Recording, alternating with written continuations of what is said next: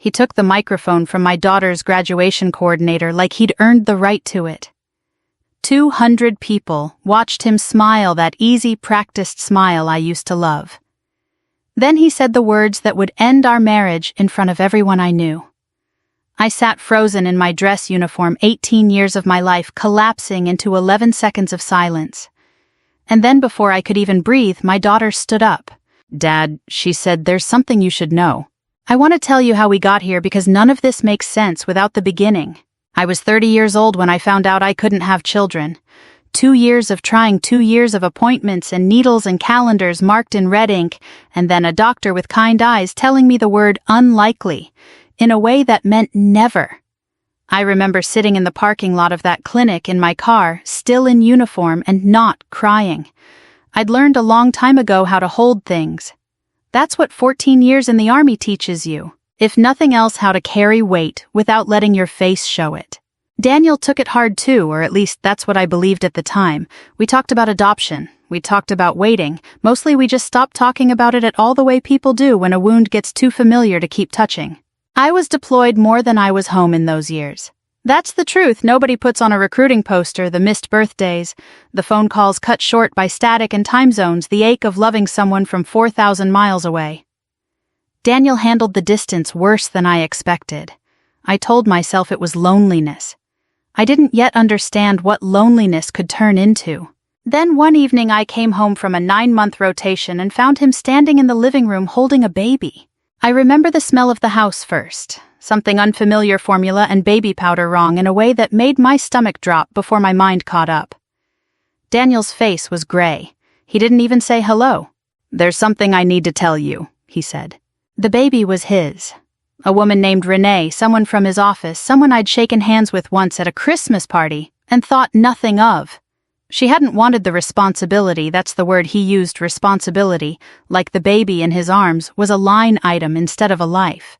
He said she'd signed away her rights. He said he didn't know what else to do. He said he was sorry over and over until the words stopped meaning anything. I could have walked out that night. Looking back, I think most people would have understood if I had. My marriage had been broken in the worst possible way by the worst possible betrayal, and I owed this stranger's daughter nothing at all. But then I looked at her. She was maybe 8 months old, dark-haired, wide-eyed, entirely unaware that she'd just become the center of a war she had no part in starting. She looked up at me with an expression that had nothing to do with Daniel or Renee or any of the choices the adults around her had made. She just looked tired and hungry and small. I don't know how to explain what happened in me in that moment, except to say that something that had been broken in the clinic parking lot 2 years earlier suddenly found a way to matter again. I reached out. She wrapped her whole fist around one of my fingers. I named her Emily after my grandmother. I didn't have to. Daniel said I could call her whatever I wanted since I was the one who was going to be raising her, since he had never been much good at the day-to-day work of loving someone. I remember thinking even then that this was the first honest thing he'd said to me in weeks. That was 18 years ago. Now I was sitting in a folding chair in a high school auditorium watching that same little girl walk across a stage in a blue cap and gown, and I had never in my life felt prouder of anything. Not my commission, not my medals, not a single one of the achievements that filled the walls of my office. Nothing came close to watching Emily Foster cross that stage as valedictorian, her voice steady, her chin lifted, thanking her teachers and her friends, and I'll never forget this part, thanking her mother for never once making me feel like I was anyone's mistake. I had to look down at my hands so no one would see me cry. And then the principal invited Daniel up to say a few words since he'd made a donation toward the new science wing, since appearances had always mattered more to him than substance. I remember thinking foolishly that he might actually rise to the occasion. 18 years is a long time. People change. Fathers find their way back to gratitude, even late. He took the microphone. He looked out at the crowd, found my eyes, and smiled that same easy smile. "I just want to say," he said, "thank you to my wife Natalie for raising my mistress's daughter all these years." The auditorium went absolutely silent. I didn't move. I didn't breathe. 18 years of birthday parties and school pickups and fevers in the middle of the night reduced in front of hundreds of strangers to 5 words that weren't even accurate. Renee had never been his mistress, not legally. Not really, just a mistake he'd made once and never fully owned. But accuracy wasn't the point. Humiliation was the point. He wanted everyone in that room to know that the woman who had raised his daughter wasn't really her mother at all. I felt my whole body go cold. And then before I could even decide what I was going to do, Emily rose from her seat in the front row, turned to face her father, and spoke in a voice that carried to every corner of that silent room. "Dad," she said, "there's something you should know." To understand what Emily was about to say, you have to go back to the night everything started 18 years before that graduation stage, in a house that still smelled like the life I thought I was living. I was 30 years old, freshly home from a deployment that had stretched 2 months past its original date, still adjusting to sleeping in a bed that didn't shift under me. Daniel had picked me up from the base, looking strange, not happy to see me, not exactly nervous, just off in a way I couldn't name yet. I remember thinking maybe he'd wrecked the car or lost his job. I wasn't prepared for what he actually said. "There's something I need to tell you," he told me, standing in our kitchen with his hands flat on the counter like he needed it to hold him up. Then he told me about Renee, about the affair, about the baby that had been born 3 weeks earlier, a baby he hadn't mentioned once during any of our calls, a baby he'd apparently known about for the better part of a year. I want to be honest about what I felt because I think people romanticize forgiveness too easily. I did not feel noble. I felt like the floor had opened underneath me. I had just spent 2 years grieving a body that couldn't carry a child. And here was proof that the problem had never been fertility at all. It had been him choosing someone else while I was overseas doing a job that required me to trust the people I'd left behind. I told him I wanted a divorce. I meant it completely in that moment with my whole chest. And then he brought her in from the other room. Emily was so small. Not sleeping awake alert, watching me with the particular seriousness that some babies have, like they're taking attendance of the room. Daniel said Renee didn't want the responsibility of raising her alone, that she'd asked him to take custody, that if I left, he honestly didn't know what would happen to this child. He wasn't a man built for solo parenting. I understood that about him even then. I stood in that kitchen holding my rage in one hand and this stranger's daughter's future in the other, and I made a decision that would define the next 18 years of my life. I picked her up. She didn't cry. She just curled her small fist around my finger and held on the way infants do, reflexively, without meaning, and yet it felt like meaning anyway. I remember thinking with a clarity that surprised me, she didn't betray me. She's a child. She didn't do anything except get born into a mess she had no say in. That became the sentence I repeated to myself for the next 2 decades, on every hard day that followed. I didn't divorce Daniel that year. I told myself I was staying for Emily, and that was true, but if I'm honest, there was something else too, a stubbornness in me that refused to let his mistake be the thing that broke my life apart.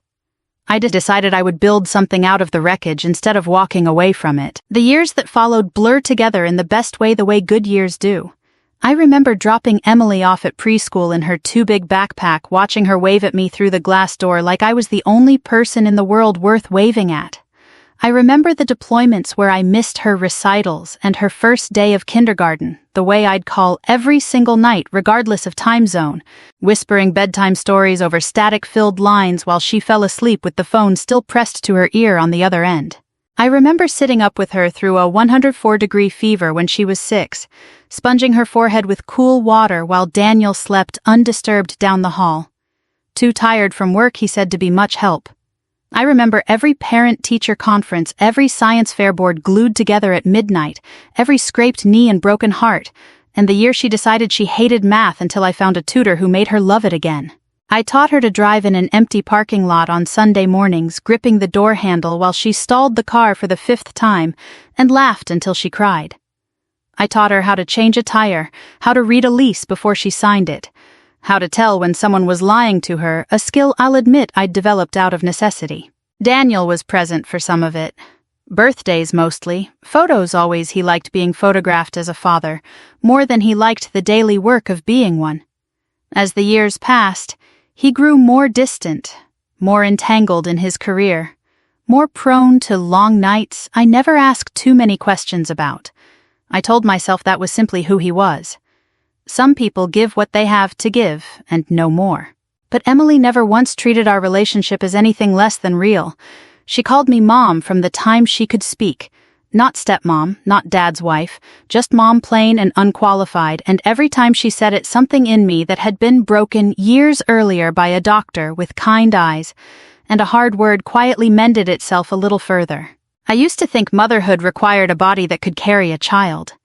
Emily taught me otherwise, one ordinary Tuesday at a time. What I didn't fully understand back then was that Daniel had started to see all of this differently.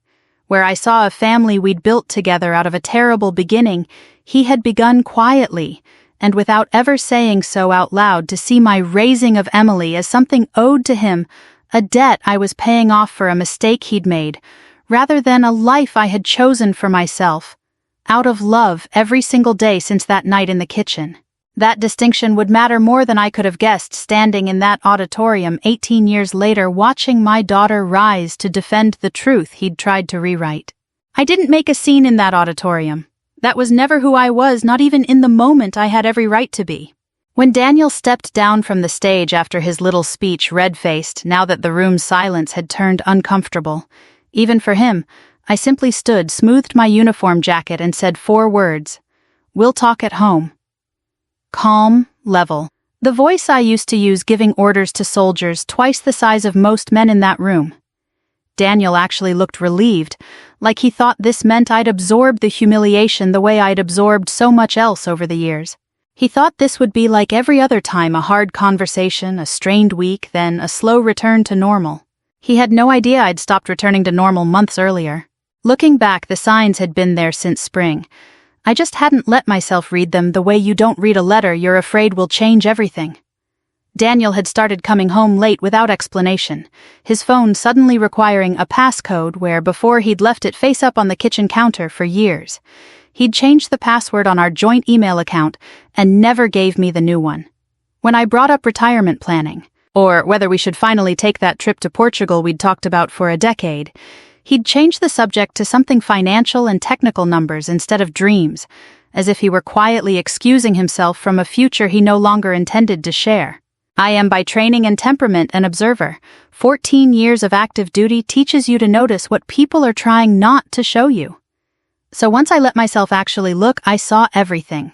I saw that Daniel wasn't simply distracted. He was preparing for something. It took some quiet, careful work.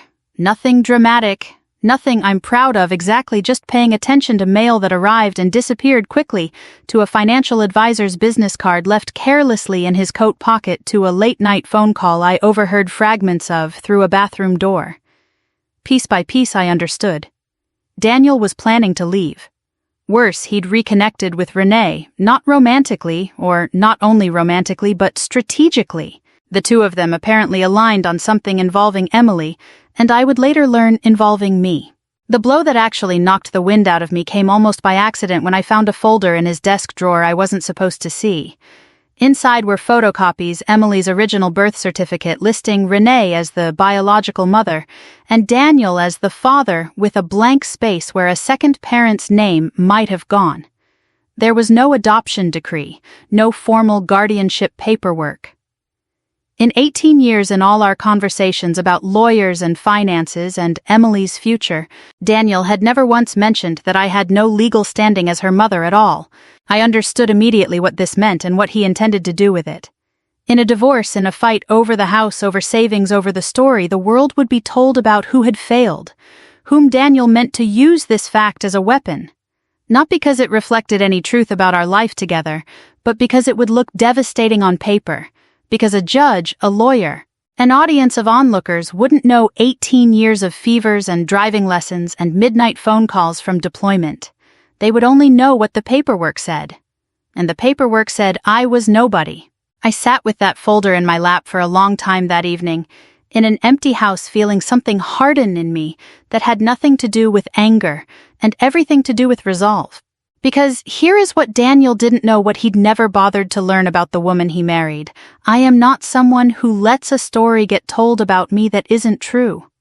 For 18 years, without ever intending it as ammunition, I had kept records not out of suspicion, but out of the discipline the Army had drilled into me since I was 22 years old. every school enrollment form I'd signed as Emily's guardian. Every medical consent form, every pediatrician's visit, every field trip permission slip, every insurance document listing me as her primary caregiver. Emails between Daniel and me discussing her education, her therapy after a hard year in middle school, her college fund, all of it in my handwriting, my signature, my name attached to 18 years of showing up. I had never once imagined I would need this evidence to prove I was Emily's mother. I had simply been a woman who kept careful files because that was who the army had made me, because chaos had never suited me, not in deployment and not in domestic life either. Now, sitting alone with that folder Daniel never intended for me to find, I understood that discipline was about to become something else entirely.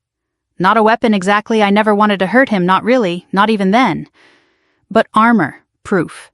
The truth organized and dated and undeniable, waiting quietly in a filing cabinet for the moment someone tried to say it hadn't happened.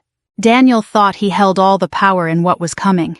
He had no idea that the woman he was preparing to discard had spent 18 years without ever meaning to preparing for exactly this fight.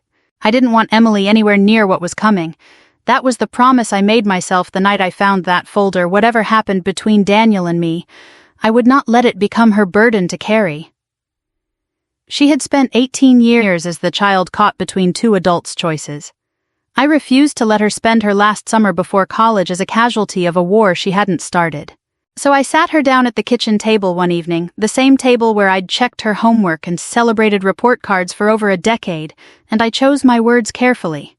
Whatever happens between your father and me, I told her, you don't have to choose. This isn't yours to fix, it never was. She nodded quiet in a way that should have told me she already knew more than I'd given her credit for. I've since learned that 18-year-olds are far more perceptive than we like to believe, especially about the people who raised them. It turned out Emily had heard a phone call 3 weeks earlier one Daniel thought he'd made in private late one night when he assumed she was asleep upstairs. She'd come down for water and paused at the bottom of the stairs when she heard her father's voice, low and unfamiliar, talking to a woman Emily didn't recognize by name, but understood immediately by context. Renee. Her biological mother, a woman she'd never met, being discussed like a business partner rather than a stranger who'd given birth to her and walked away. What stopped Emily on those stairs wasn't the fact of the call itself. It was one sentence delivered so casually it barely registered as cruelty to the man who said it. Natalie was never really her mother, Daniel had said. Emily told me this 3 days later, her voice steady but her eyes glassy in a way I recognized from every hard moment of her childhood, the fevers, the scraped knees the year in middle school, when a friend group turned cruel. This was worse than any of those. This wasn't pain inflicted by circumstance. This was pain inflicted by her own father in a sentence he hadn't even meant for her to hear, which somehow made it more honest and more devastating. She confronted him directly. I wasn't in the room, but she told me about it afterward, almost word for word the way people do when a conversation has burned itself permanently into memory. Daniel had tried to explain himself, tried to draw some legal distinction between raising a child and being one's mother, some technicality about biology and paperwork that he seemed to think would soften what he'd said. Emily didn't let him finish. Then where were you, she asked him, when I needed someone? He didn't have an answer. Of course he didn't. There wasn't one that wouldn't indict him. That conversation cracked something open that had been sealed for years. Emily told me haltingly about a memory she'd never shared with me before a fight she'd half overheard. When she was maybe 7 or 8, Daniel's voice raised, saying something about how maybe it would be simpler if Emily went to live with her birth mother instead, since things were complicated the way they were. She hadn't understood it then, not fully. She'd filed it away the way children do with things too large to process a splinter she carried without knowing its name. I remembered that period differently, of course. I remembered fighting Daniel on exactly that idea, refusing to let him destabilize a child who had already lost one mother's presence in her life before she could even form memories of it. I remembered telling him that uprooting Emily, now sending her to a woman she'd never known, would be a second abandonment dressed up as a solution. I'd won that argument. I'd never told Emily how close it had come to going the other way. Hearing it now at 18 with the context of everything else falling into place around her, Emily finally understood something I don't think she'd ever fully let herself see before the woman her father called a burden, an obligation, my mistress's daughter, in front of 200 strangers. That woman was the one who had fought to keep her, who had chosen her actively, repeatedly at every turn where choosing would have been easier not to make. I watched something shift in my daughter over those few days. She'd always been steady, thoughtful, slower to anger than most teenagers I'd known. But there was a new firmness in her now, a clarity that hadn't been there before. "I'm not letting him rewrite what happened," she told me, and I believed her completely, though I had no idea yet what that would come to mean. I didn't ask her to defend me. I want to be clear about that because it matters. I would never have asked an 18-year-old to fight my battles in front of a crowded auditorium. Whatever Emily decided to do at that graduation, she decided on her own with a clear head and a heart that had finally connected all the scattered pieces of her own history into a single, undeniable truth. She wasn't protecting me because I asked her to. She was protecting the truth because she'd finally understood exactly what it was. I made an appointment with a family law attorney 3 weeks before Emily's graduation, though I hadn't yet told her why. I didn't walk into that office wanting to destroy Daniel. I want to be honest about that because revenge stories are easy to tell and harder to live. And what I actually felt sitting in that waiting room wasn't rage, it was clarity. I simply needed to understand precisely and without illusion where I stood.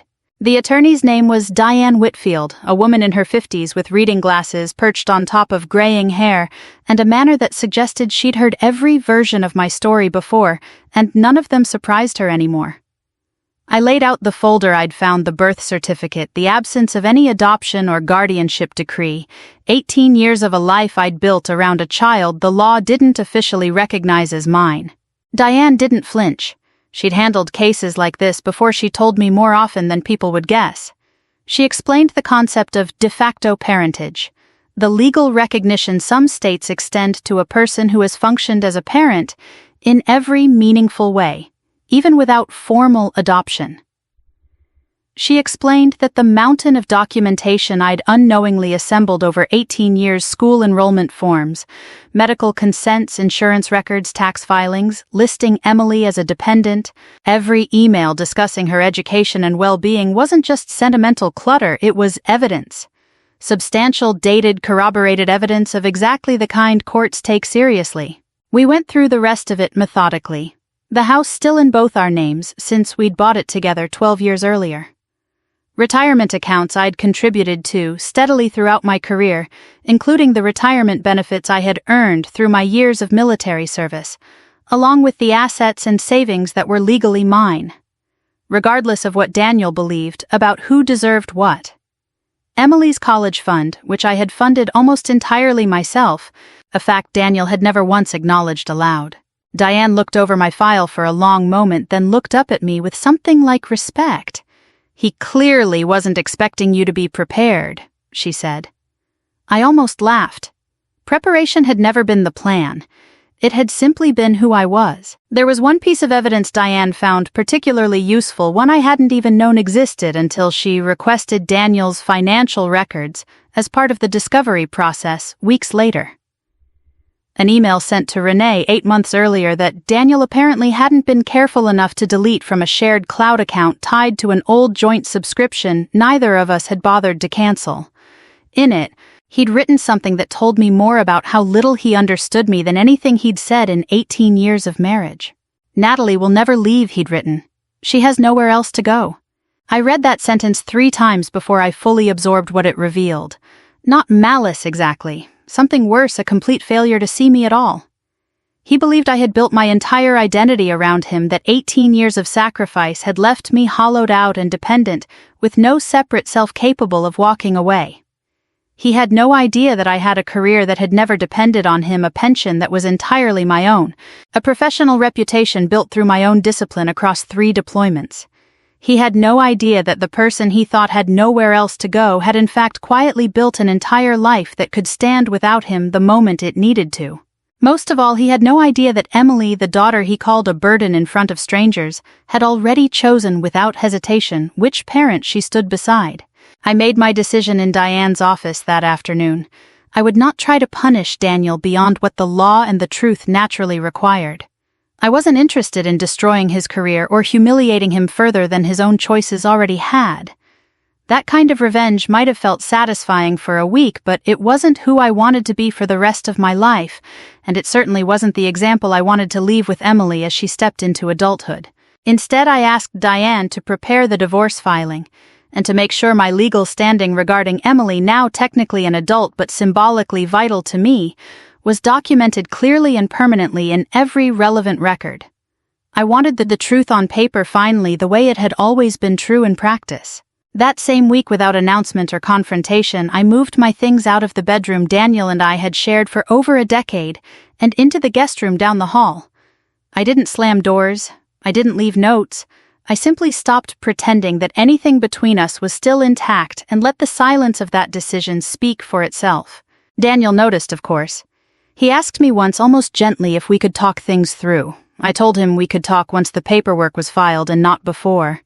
He looked at me differently after that, not with anger, but with something closer to unease, as though he was beginning to understand for the first time in 18 years that the woman standing in front of him was no longer someone he could manage with a well-timed apology and a familiar smile. He had spent so long believing I would always absorb whatever he handed me. He was about to learn in front of everyone who mattered to us exactly how wrong he'd been. Let me take you back to that auditorium, because everything I've told you until now has been leading to this single moment. The graduation ceremony had been perfect until then, the kind of afternoon you replay in your mind for years afterward, sunlight coming through the high windows of the gymnasium, the smell of fresh flowers from the stage decorations, 200 families packed into folding chairs, proud and restless and ready to celebrate. Emily had just delivered her valedictorian address, and I had cried without shame the way I imagine every parent in that room had cried at some point that afternoon.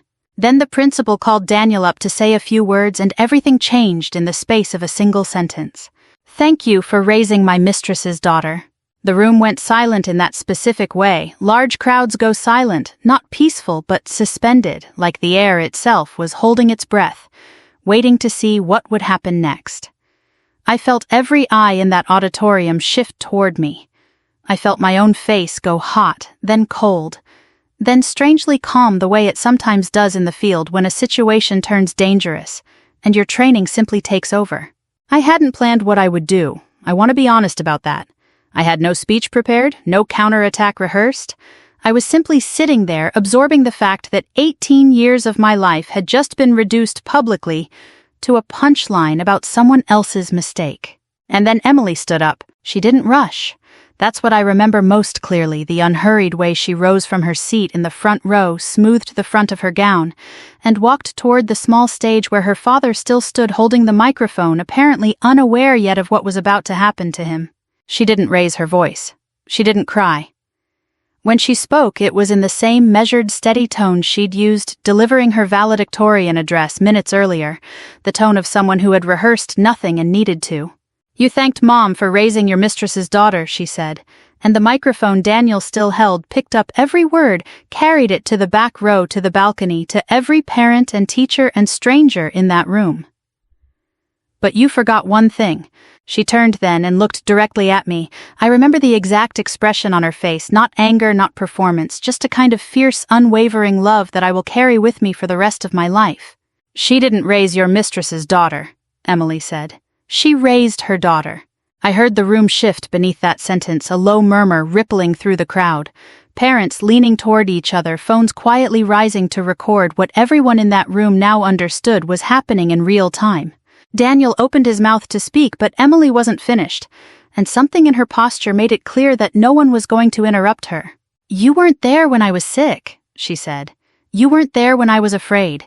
You weren't the one waiting outside my school when I forgot my ride. You weren't the one who taught me what it means to keep a promise." Each sentence landed like a measured blow, not cruel, just true, which somehow made it worse for the man standing frozen at the center of the stage. I watched Daniel's face change in real time.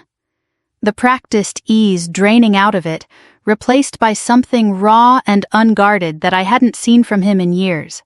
Emily let the silence sit for a moment before she delivered the sentence that would end up weeks later quoted back to me by strangers who'd somehow seen the footage online. "So if you're embarrassed that Mom raised your daughter," she said, "you should be embarrassed that you didn't." Daniel said nothing. There was nothing left for him to say. I watched a man who had spent 18 years believing he held all the power in our family realize in front of everyone whose opinion he'd ever cared about that he had misjudged everything. Emily turned away from him then and looked back at me. "And I'm not your mistress's daughter anymore," she said, her voice softening for the first time, something breaking gently open in it. "I'm Mom's daughter." I don't remember standing up. I only remember that at some point I was on my feet and Emily was crossing the small distance between the stage and the front row, and I was holding my daughter the way I'd held her that very first night, 18 years earlier, when she was small enough to fit in one arm, and the whole rest of our story was still unwritten. The auditorium was silent for a few seconds longer.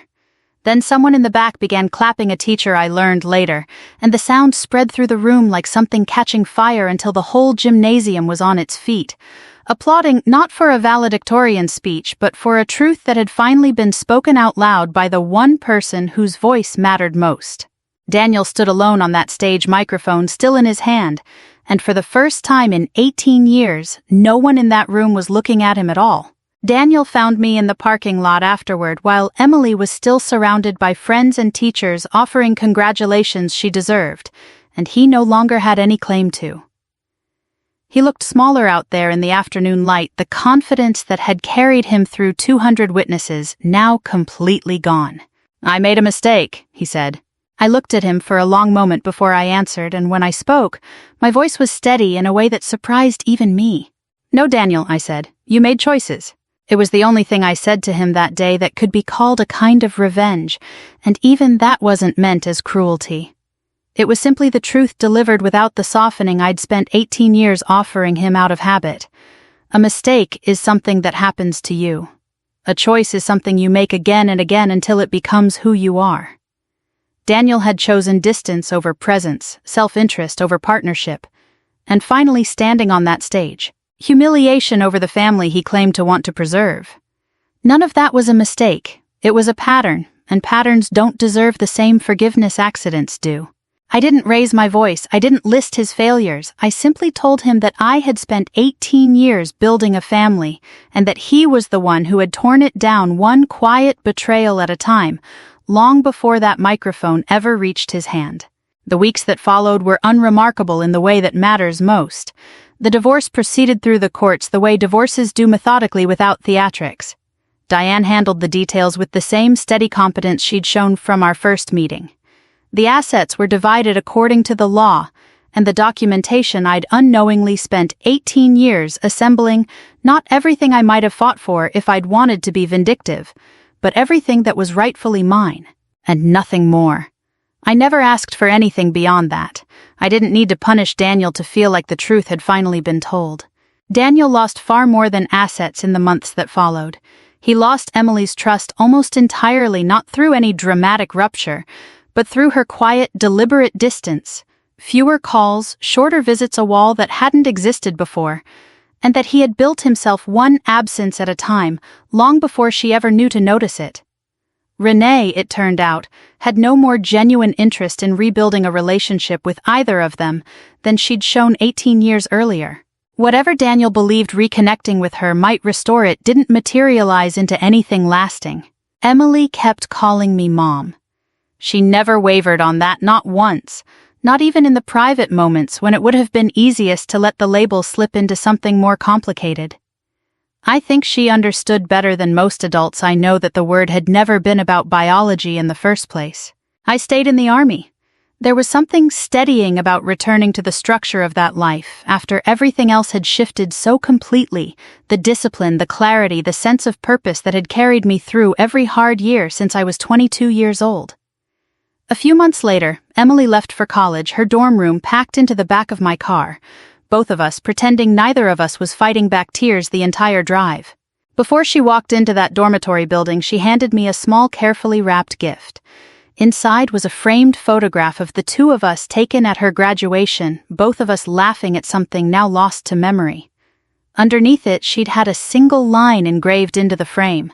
"You didn't give birth to me. You gave me a life." I stood in that parking lot and cried harder than I had in 18 years, harder even than the day I first held her. I think about that clinic parking lot often now, the one from all those years ago, the doctor's voice telling me the word unlikely in a tone meant to be gentle. I spent a long time believing that moment had defined the shape of my life, a door closing, a future narrowing. I understand now how wrong I was. That closed door simply made room for a different one to open, one I never could have predicted, holding a child who wasn't mine by blood, but became mine by every choice that mattered. Being a mother, I've learned, was never about giving birth. It was about staying, protecting, sacrificing without keeping score. Loving someone on the hard days as fiercely as the easy ones. Choosing a child over and over long after anyone would have blamed you for walking away. My husband thought he was exposing me that day on that stage.